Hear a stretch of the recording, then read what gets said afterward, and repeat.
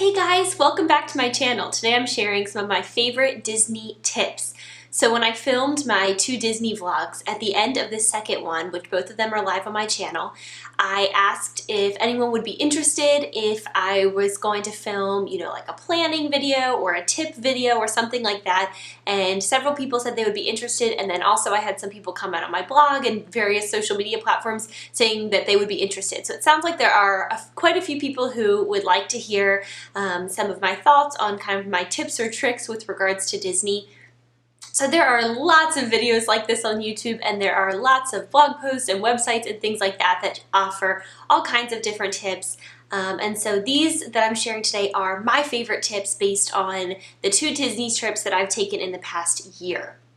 Before I get started, because I know I'm going to get asked, I'm wearing my quarter zip. It has like a mini applique with my monogram on it. This is from prettylittlemonograms.com. So I got it on a sale. I don't think it's on sale right now. But if you're interested in getting a little mini quarter zip, I wore this so often in Disney when I went because I just got back in late January, and so it was the perfect layer to wear because it was a little chilly in the mornings and evenings, and a couple of days it was chilly during the day, but overall it was pretty nice. So anyway, it worked out really well.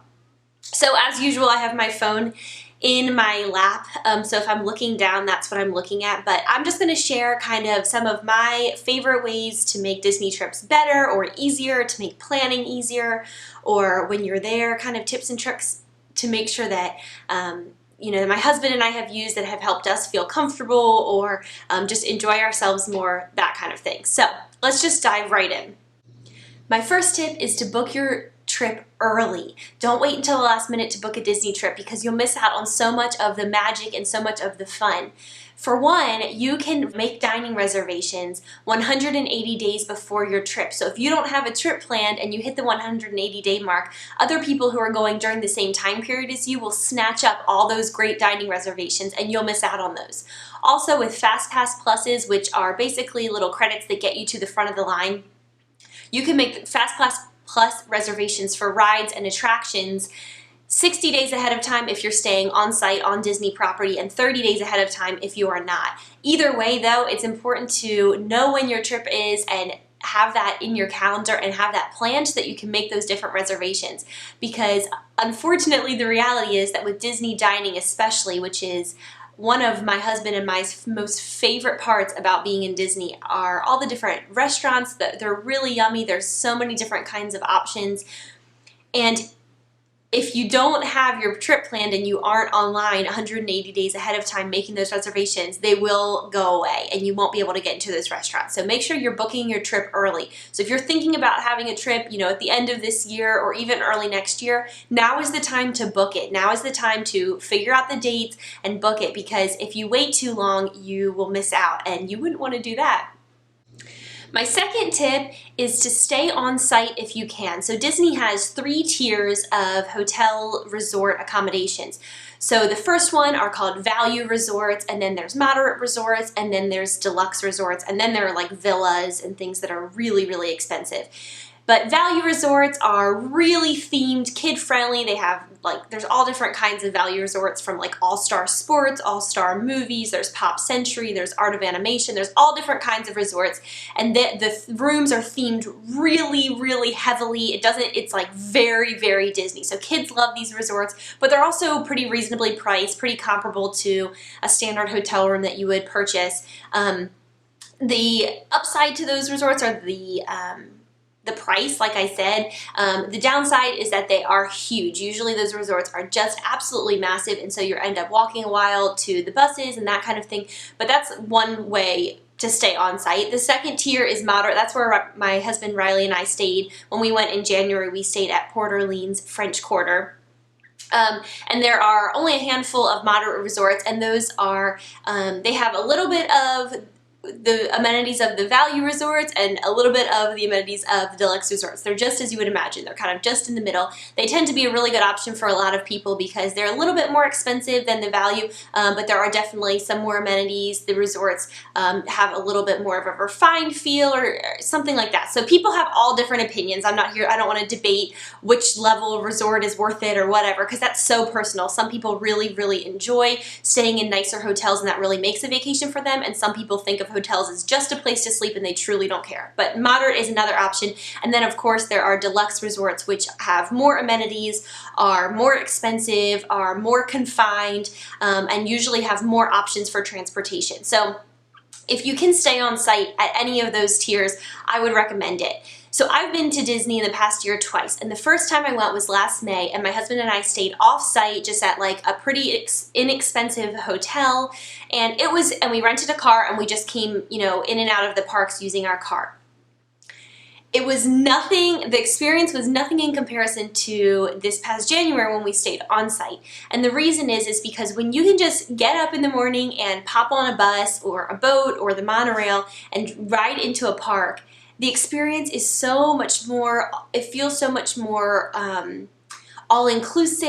It feels truly like you're living in this like magical Disney bubble, and you don't have to worry about driving and parking and paying tolls and all those like day-to-day normal things you don't have to think about when you can use Disney transportation. Now, I will say that there are several off-site hotels that offer pretty good service to the Disney parks. So it's not run by Disney, it's not Disney's internal bus system like what we used when we were staying on site. But there are shuttles and things like that at some of the most popular off-site hotels around Disney that will provide you with transportation to the various parks. So if it's not in your budget, or if you're just not interested in staying in an on-site Disney resort, you could stay off-site at a place that had a shuttle, and that would be a good idea too. But as someone who has stayed in both, and there is a price differential, I will say that staying on-site and paying a higher price was well worth it for the vacation that we got out of it, because it just took all the guesswork out. We didn't have to think about driving or parking or, like I said, paying tolls, paying parking fees, all of that. The other thing is that when you park at Magic Kingdom and you park your own car, you arrive at what's called the Ticket and Transportation Center, the TTC. And once you get there, you have to then, you're not in Magic Kingdom, you have to then take a boat, like a ferry, or the monorail into actually Magic Kingdom.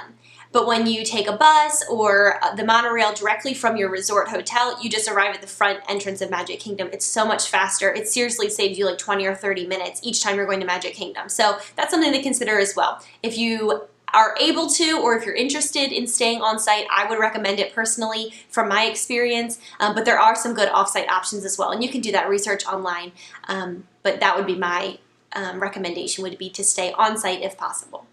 My third recommendation is to make sure that you have magic bands. So magic bands are these little bracelets, and now they have like a puck that you can take out and you can put them in keychains and all different things, but they're these bracelets that have RFID chips in them, and they are used for everything in Disney. They are used for your park entrance tickets, getting in and out of the parks. If you're staying in an on-site Disney hotel, they are used as your hotel key. You just scan your hotel key to get in. They're used for paying for, you can load your credit card onto them so you can pay for souvenirs or food. If you have a Disney dining plan, then you scan it to pay for, take off a credit for your dining plan. If you are using a fast pass, you scan your magic band. They are amazing. They truly feel magical. Like, my husband and I just loved them so much because we didn't have to worry about bringing our wallets ever anywhere. We never had to bring our wallets. We could just use our magic bands for everything. And it truly felt like we were not in reality. Like we were in, like I said, this like magical bubble where we could just pay with this little bracelet on our wrists. So if you book an on-site Disney hotel, you will get a magic band mailed to you, and you get to pick your color, and it's super fun. But if you do not stay on site, you will not get one mailed to you. However, you can purchase one for only about $12 or $13, either online or in the parks. I would recommend, highly, highly recommend getting one, even if you are not staying on site and you're not using it as your, hotel room key and you don't have a dining plan. When we went last May and we stayed offsite, I still bought some Magic Bands online. I bought them through the Disney app during a time when there was free shipping, so keep an eye out for that. And I got them both for about $24, $25. And I linked them to our tickets and to our account online before we arrived. So when we got there, we didn't have to fiddle with cards. We could just wear the Magic Bands on our wrists and use those throughout our trip. And they truly were a game changer, even though we weren't staying on site. Now this past time, we used them for everything. We used them for our dining plan, which I'll get to in a minute. We used them for our hotel, for our fast passes, for tipping, when we were eating out, all those different things for souvenirs. We were able to use our Magic Bands. We never brought our wallets into the park ever, and it was awesome, super awesome. So make sure you have Magic Bands whether you're staying on or off site. Okay, my fourth and fifth tips are related to foot care because it's impossible for me to explain to you how much walking you do in Disney. I mean, it is amazing. I wore like a Fitbit that tracks your steps while I was in Disney, and every single day we were hitting 10 miles, 15 miles, 20,000 steps, 25,000 steps, like insane amount of walking because the parks are huge, the resorts are huge, everything's huge, and you just are on your feet all the time. So one of my tips is to make sure that you bring 2 pairs of comfortable walking shoes, whatever those are for you. For me, I don't do well with anything except for lace-up tennis shoes, like sneaker style shoes. I've tried all different kinds of flats, all different kinds of different types of walking shoes, and the way my feet are shaped and the way that my body works and everything, it just works best for me if I just have like athletic running shoes, type of shoes to walk in. But it's important to bring 2 pairs because if you wear the same 1 pair of shoes and you're walking like 10 or 15 miles a day and you're there for a week, you will rub blisters even if you have the strongest foot skin in the world. You will rub a blister because it's just so much walking. So what we did was we would put on a pair of our shoes. My husband brought 2 pairs too. We would put on 1 pair of them for the morning. We would go to the parks, walk around, enjoy our morning, head back in the afternoon for a rest. And then before we went back out, we would change into another pair, our second pair of shoes. And that way our feet were getting rubbed and worn in 2 different places, like split 50-50, and neither of us got any blisters. Whereas our last trip, we weren't as intentional about that. We didn't bring 2 pairs. And by the end, even though our trip was half as long last time, man, our feet were killing us. They were really torn up. They were really blistered. They were super sore. So it's important to make sure that you bring 2 pairs of comfortable walking shoes. Along with that, make sure you buy some moleskin. I think that's how it's pronounced. Maybe it's moleskine, but I think it's moleskin. I don't know.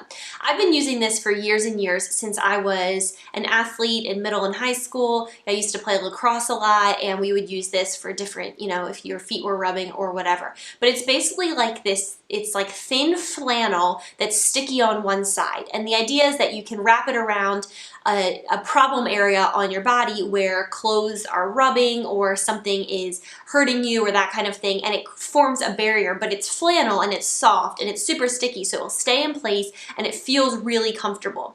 So we brought a roll of moleskin. You can get it at like CVS, Walmart, Target, your grocery store, where drugstore, anywhere like that. It's very easy to find. It's in the aisle where the shoe insoles are. But anyway, we put this on our feet starting at the beginning of the week on places that we knew were problem areas. So for example, I have kind of wide feet and my pinky toes, because of that, even though I choose tennis shoes that have kind of a wider toe box, even still my pinky toes will get rubbed and rubbed and rubbed and rubbed. And I just know that from living my life. And so starting at the very beginning of our trip, every day I would cut a little strip of moleskin and just wrap it around my pinky toe. Super comfortable. It's thin. I could not feel it. And I did that all week and I never had a single issue and I was so comfortable. It is so important to take care of your feet when you are on Disney trips because, like I said, the amount of walking that you do will become truly, seriously miserable if you aren't taking care of your feet from the beginning and being proactive. Because if you wait until you've already rubbed a blister, it's too late. You can't reverse that then. So making sure that you have a couple pairs of shoes and some moleskin in place will help ensure that your feet will be happy so that you can just enjoy your trip. Another foot-related tip or just body care-related tip is to make sure that you're stretching in the morning and in the evening, and also that you have ibuprofen with you throughout your trip. Now, I know some people are not as into taking medication and that kind of thing, and I'm actually I am in that school of thought where I'd rather try natural remedies first. But when I'm in Disney, my husband and I make sure to take ibuprofen kind of around the clock throughout our trip, because it is so much on our bodies. I think it's on anybody's bodies, but it's just, you just walk so much, and there's so much fatigue that sets in, and just swelling. My feet swell really badly. So we just take like 2 ibuprofen in the morning and 2 at night, and it just really helps to keep that down, and it helps to keep the foot throbbing at bay and that kind of thing.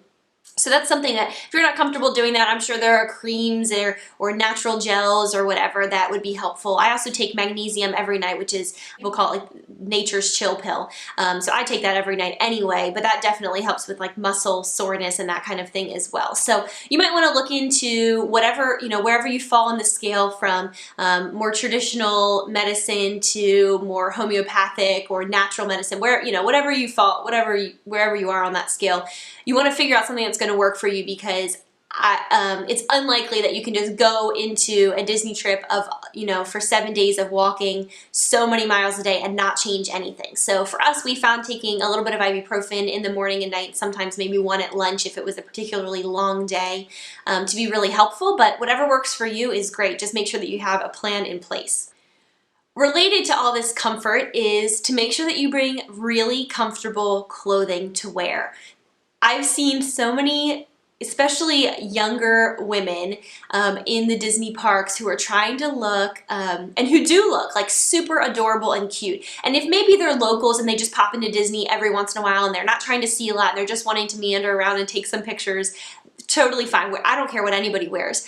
But my tip for you would be that wearing like really short dresses or like small crop tops, like sleeveless kind of situations, it's just not comfortable. To me, it's not comfortable. Maybe these girls are like super comfortable. I don't know. It's not for me to judge that. But what I'm saying is that it's important that you make sure that you bring clothing that is super, super, super comfortable. This is definitely a trip where comfort is king. There are so many different wonderful brands of Disney themed t-shirts, and like I bought this little sweatshirt and all different things too that I really love are Oh Yeah Apparel and Happily Ever tees. Those, I bought a couple tees from each of those different places that are comfortable and loose, and they're just cotton, that I wore throughout my trip. They were still Disney themed, so that was kind of fun, but they were not rubbing or uncomfortable, or like they breathed really well. So you just want to make sure that you have that in mind. I wore leggings or spandex the whole entire time I was in Disney, because that's most comfortable to me. If you prefer jeans or something else, wear that. My point is that it's just really important to be comfortable, because if you feel like you look super, super cute, but you can't enjoy yourself because you're so uncomfortable, it doesn't make for a great trip. So I feel, in my opinion, it's better to be comfortable. You can still look cute, but mostly be really comfortable. And that way you can last throughout your trip without just feeling uncomfortable. You just want to make sure you bring really, really comfortable clothes. One thing I will recommend though is that you could bring, for each day I brought about 2 outfits. So I'd wear something in the morning, and then in the evening we would go back, and sometimes I would put on like a pair of jeans, or one night I put on leggings and a dress because we were going out to a nicer dinner. So there is the option, if you like dressing up, for doing like an evening dress up for dinner or something like that. But during the morning touring hours, there's just, I don't see really a reason to get super glammed up. I think it's just a better situation just to be super comfy. Another tip related to what you're wearing and clothing and accessories and that kind of thing is to bring if you're a woman, bring 2 different kinds of bags. I guess if you're a man too, but I'm a woman, so I can only speak to that. So for me, I brought a very small, a little square this big, little tiny flat zipped pouch, and that I would usually use at night, where I would just throw my cell phone in it and maybe like a chapstick, and that was like basically it, because I had my magic band with me. And then during the daytime, I would bring a larger, it was still made out of like a nylon, water resistant kind of, it's a very like traveling, touristy kind of bag. And that one, was much bigger, and the reason why I would use that in the mornings was because I would often wear like a sweatshirt or a jacket in the mornings, and then by the midday it would get hot and I would want to take it off. Whereas in the evenings I knew that it was going to be chilly enough that I would not be removing layers, so a smaller bag was was a better fit. But even when we went last May, when it was much warmer than it was during our January trip, having 2 different bags was super helpful, and being able to kind of flip between the 2 based on our needs for the day was really, really helpful. Also, my husband Riley brought his backpack, and so it was nice to have that as well as an option, which was much bigger. If there were any, which we used a couple of times during days when we needed to just have more with us for whatever reason, whether you know, we wanted to go on a water ride, so we wanted to bring like ponchos and flip-flops and things to change into before we got on the ride so we wouldn't get ourselves totally soaked, or, you know, whatever the case was, if we knew we were going to buy some souvenirs and we wanted to be able to put them in his backpack. So just having a couple of different baggage options, a couple of different things that you can bring with you into the park is helpful. You know, bring something very small like that little pouch I was talking about, or like a fanny pack or anything, whatever works for you is totally great. And then something that's larger for the times when you need something that's a little bit larger for whatever reason. So just giving yourself a couple of options has served us well, and I think it would probably serve you well as well. Okay, I've mentioned this a couple of times throughout this video, but I am going to mention it again. And this is probably one of my best tips for Disney, is that I highly recommend taking a midday break every single day of your trip, regardless of your age. So of course, people who are going to Disney who have toddlers or young children, of course, they're going to have to go back to their hotels and take a break, and everyone's going to nap and that kind of thing because they have small children. But both times that my husband and I have gone, it's just been the 2 of us, so we're 2 adults, obviously. And still, it is so necessary to take a midday break because the amount of walking and standing in the heat and all of that and just being outside, it's really necessary to go back to the hotel and sleep. So the way that we usually do our mornings is that we get up early, we get to the park super early for an early morning breakfast reservation or for a rope drop. We head into the park, we tour for a while, and we end up leaving by like 11:30 or noon, which seems really early, but honestly, those morning hours at the park, you can get more done than almost any other time of day because people don't realize that the parks are basically empty during that time. So we would get like a whole bunch of stuff done during that time, go back to our hotel, take our shoes off, lay down, and both of us would nap for a couple of hours. And then we would just do something that was more relaxed, like walk around our resort or something of that nature. Can you see my dog playing in the background? Are you tired of me filming? He's so cute. Okay. And then we would change our shoes, maybe change our outfit depending on where we were going, head back into the parks, maybe tour a little bit before dinner, head to dinner, and then spend the evening in the parks. Some nights we would even take a second break after dinner, come back, relax, and then go back out to the parks. I know it seems like a lot of movement going back and forth, but I can't explain to you how exhausted you will be if you try to just push through it. Sometimes the first couple days it feels like you can because your adrenaline is just kicking because you're so excited to be in Disney, but it will catch up with you. So what happened last May was that when we arrived around maybe 11 o'clock a.m. or noon in Orlando, and we went directly to the parks and we just went for it, and we were just there all day for the rest of the day until the evening. And then the next morning we went back to our hotel to sleep that night. The next morning we woke up and we were so thrilled to be there, and we toured all day. And so those are the first 2 days of our 5-day trip. And I am telling you, the last 3 days after not taking a break for 2 days in a row were brutal. We had such an enjoyable time, but we were totally exhausted. Our feet were swollen beyond belief because we hadn't taken the proper precautions. We were just totally exhausted all the time, and it didn't matter how much sleep we got, we were already in like a deep-seated sleep deprivation. So it's so important on the upfront to take care of yourself on the upfronts. Like our first day in Disney this time, in comparison, we went back to the hotel at like 8 p.m. and got a good night's sleep. The next morning we were only in the hotel until like 11 or 11:30 a.m. Then we went back to our hotel and slept for 3 or 4 hours. Like we really took care of ourselves on the upfront this trip, and it made the whole trip more enjoyable because we weren't completely exhausted the entire time. So taking a midday break, no matter your age, is definitely really important and will serve you really well. Another tip, or I just want to kind of talk about the Disney dining plan. So I had heard so much about the Disney dining plan, and I had done extensive research on it before we went on this trip. Now you have to be staying on site to use the Disney dining plan, so it wasn't even an option for us last May. But this January when we went, it was an option for us since we were staying on site, and so we had kind of gone back and forth as to whether it was something that we wanted to do. And what made us pull the trigger was not the financial aspect of it, although that did back up our decision. It was that we wanted a trip that felt all-inclusive. We knew we were staying on site, we weren't renting a car, we knew we would be able to use Disney transportation all the time throughout our whole trip so we wouldn't have to drive, and it just sounded so inviting and wonderful to have our whole meal plan just on our wrists on our Magic Bands and not have to think about pulling out cash and doing all of that. So there are a couple different Disney meal plan options. We chose kind of the mid-tier one, which tends to be kind of the theme of this trip. And so each day we got one table service credit, which is a sit-down reservation, lunch or dinner or breakfast. Then we got one quick service credit, which is something that's a little bit more grab and go. And then we got 2 snack credits per person. So in a day, we had 2 table service credits, 1 for each of us, 2 quick service credits, 1 for each of us, and 4 snack credits, 2 for each of us. Now, the interesting and cool thing is that Disney gives you all of your credits as soon as, at the beginning of your trip. They're already all loaded on your Magic Band. So the cool thing is that in one day, you can use 6 snack credits if you want, or you can use 0 snack credits and save them for another day. So I had it all planned out on a schedule, which if you're interested, I can kind of talk you through my planning process more specifically and show you kind of our daily schedule.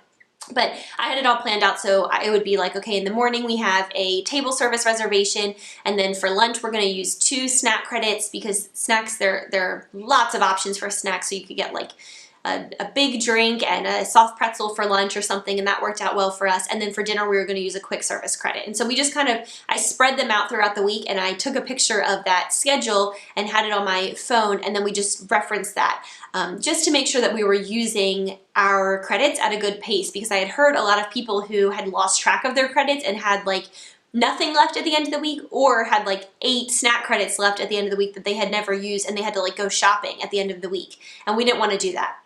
So that's one aspect of the dining plan that we loved. It felt all inclusive. Everything was paid when we got there. We weren't budgeting for any unforeseen costs, anything like that. It was so easy.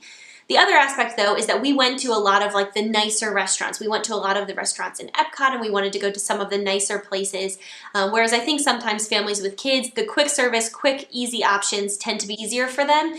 For us, the table service option was better. And so when we added up all the different places we went and the cost of the food, our dining plan actually saved us money in the end. So it depends on who you are, and it depends on the kind of way you want to eat while you're on a vacation, or what your family dynamic is, that kind of thing. But for us, it made sense financially to do the dining plan, but really why we picked it in the first place was because we wanted it to feel all-inclusive, and we didn't want to have to worry about pulling out our wallet and keeping track of how much we were spending, because we were just deducting credits, and that was a lot easier. One thing I will note, though, is that with table service credits, which are sit-down meals where you have a waiter or a waitress, you don't have that with snacks, you don't have that with quick service, tip is not included.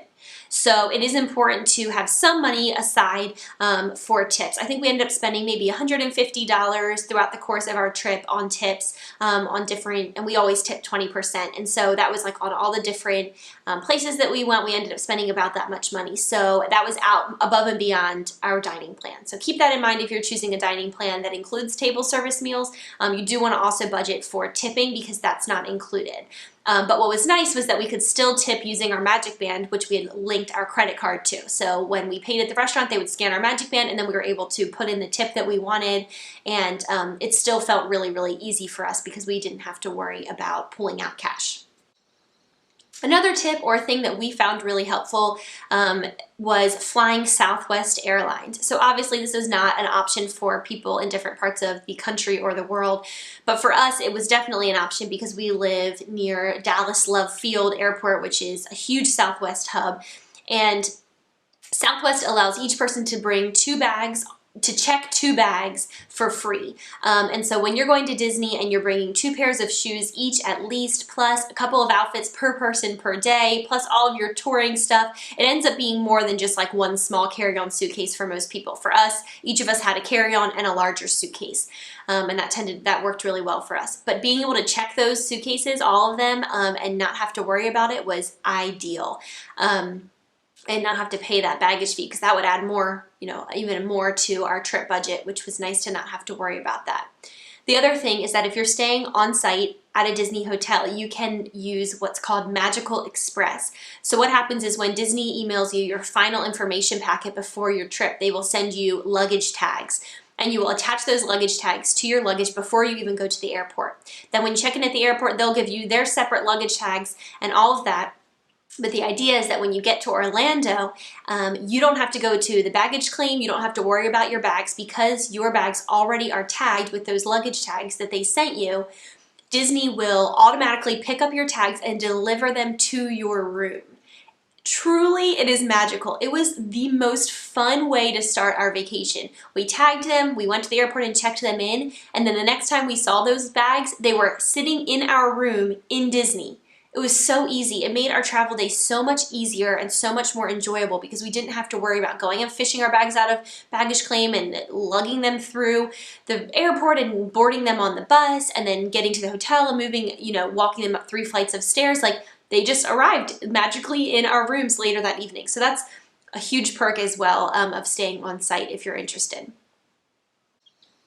I have 100 more things I could say about Disney, but I just have one final tip that I want to share in this video that is a final really important tip, and I kind of did save the best for last. And that is that you need to do your research for a Disney trip. It's not like other vacations, like a beach trip or something where you just show up and you just rent your beach house and you're just there for the week and that's it. It is the kind of trip that requires a lot of pre-planning and a lot of thought ahead of time in order for the trip to go the way that you want it to go. For me, I love to plan, and planning a Disney trip is half the fun. I absolutely love it. I love piecing together our days and choosing which parks we're going to go to and where we're going to get to eat and using our credits correctly and moving that around and booking our fast passes in the correct order, and I find that so fun. I just love it. I just love it. So I've spent the past couple of years, since well before our trip last May, researching and learning more about Disney and that kind of thing, just because I'm just a Disney mega fan. I just love it. But also because it has helped us so much with our trips and just making our trips really magical and really fun. Whenever I hear someone say, I went to Disney, I didn't like it, or something like that, I always ask, so tell me about your planning process. They're like, well, we just showed up and it was so crowded and we couldn't get on anything. And I'm like, well, what time did you show up? And they're like, well, like noon. No, there's so many things. You've got to be there at the beginning of the day, take a midday break when it's the most crowded, the lines are the longest, it's the hottest in the middle of the day, come back in the evening. That's a great time to ride rides. There's not a lot of people in the parks. You can see in our Disney vlogs, like, we don't spend time waiting in lines. We truly don't, and that's not some unique experience. We obviously went during January, which was a low time purposefully, because I'm not going to go to Disney in the heat of the summer months when it's 110 degrees and there's so many more people there. So if you can help it, there's another little bonus tip. Go obviously during a lower time of year, which there are lots of great crowd calendars online that you can rely on to tell you when to go. But my point is that I think a lot of the times in life in general, but certainly on Disney trips, that when things are not enjoyable or they don't live up to our expectations, it's because we haven't done the research and put in the effort on the upfront to ensure that we're going to enjoy ourselves. So those are all of my favorite Disney tips, everything from how to properly care for your feet to why you may want to choose a dining plan. I hope you enjoyed hearing a little bit about kind of my thoughts on Disney and what works for us and what we've enjoyed doing and not doing and that kind of thing. If you are a Disney person too, let me know, what's your favorite tip? What's your favorite, Disney tip to use? I know somebody's going to say that you can get extra fast passes, so I'm just going to say I know that you can. And we utilized that a lot and loved it. But anyway, thank you all so much for watching. If you have a Disney trip coming up and that's why you're watching this video, I hope you have the most amazing time. I would love to hear about it if you want to comment below and let me know where you're staying or what you're planning on doing or what you're looking forward to. We just enjoy Disney so very much, and I know that it's not for everyone. It's not the kind of vacation that everyone would be interested in, but it really does work really well for us, and we are already in talks about trying to plan another trip coming up sometime soon. Anyway, thanks for watching, and I'll see y'all later.